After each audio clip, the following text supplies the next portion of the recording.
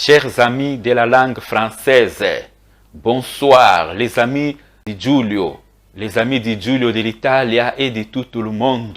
Nous sommes encore ici ce soir pour parler simple des problèmes des sanatoria que le gouvernement italien a fait. Parce que ces sanatoria, nous recevons beaucoup de questions de la part des immigrés. Ils sont en train de se plaindre, ils sont en train de se demander qui ont droit de faire les sanatoria ou qui n'en ont pas. Surtout les requérants d'asile. Nous avons reçu beaucoup de demandes des requérants d'asile. Ils sont en train de nous demander dans notre canal, Giulio, qu'est-ce que nous devons faire? Est-ce que nous allons bénéficier de ça? Mais la majorité de ces garçons qui sont des requérants d'asile se sont décidés de faire la demande de sanatoria, même s'ils n'ont pas vraiment des réquisites, même s'ils n'ont pas vraiment des réquisites pour faire ces demandes de sanatoria, ils ont décidé de faire. Moi, je les ai conseillés pour dire que mes amis, vous savez que vous allez perdre de l'argent, mais vous devez être conscient que vous allez perdre de l'argent pour rien, en payant tout d'abord les 130 € que le gouvernement a dit pour les immigrés qui avaient le travail et qui avaient le permis de séjour expiré jusqu'au 31 octobre 2019, qui n'avaient pas renouvelé. C'est eux qui doivent payer les 130 € plus les 30 € des droits de la poste. Cela veut dire que pour moi, pour remplir ces fichiers ici de la demande, les requérants d'asile, ils seront obligés d'aller dans des agences pour aller payer là-bas, dans des patronatos, ce qu'on appelle ici en Italie, pour aller chercher comment et qui vont les aider à remplir ces fichiers pour envoyer la demande. Mais en allant là-bas, cela veut dire qu'ils vont dépenser aussi, ils ont payé. Chaque agence a sa façon de faire taxer.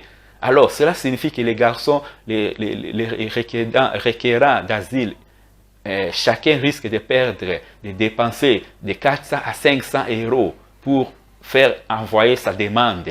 Alors, quand sa demande arrivera là-bas, nous ne sommes pas sûrs qu'ils vont donner la réponse positive. Pourquoi? Parce que ces mêmes garçons qu'ils ont dit que non, ils avaient raté comment renouveler leur permis de séjour jusqu'au 31 octobre 2019. Ces mêmes garçons-là qu'ils avaient manqué à cause des résidences. Ils manquaient les certificats de résidence. Mais maintenant, quand ils vont partir faire cette sanatoria, est-ce qu'ils auront des résidences? C'est toujours la même chose, comme ils avaient manqué auparavant. Hein?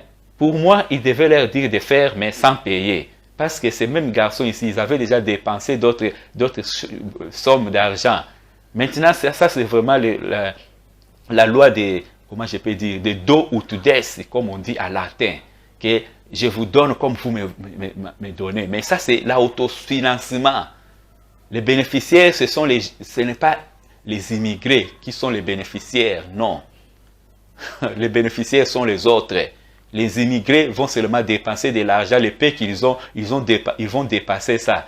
Seulement pour comme ça. Après, beaucoup ne savent même pas s'ils auront des réponses positives ou négatives. Mais moi, je vois que beaucoup auront des réponses négatives. Mais ce n'est pas bien, mes chers amis. Nous sommes en train de parler pour ce qui concerne la sanatoria qu'on a fait. Cette sanatoria ne va pas bénéficier vraiment aux immigrés. Beaucoup d'immigrés ne vont pas bénéficier de ça parce qu'ils ont mis des conditions difficiles pour les mêmes immigrés de réussir à remplir toutes ces conditions. C'est difficile. Hein?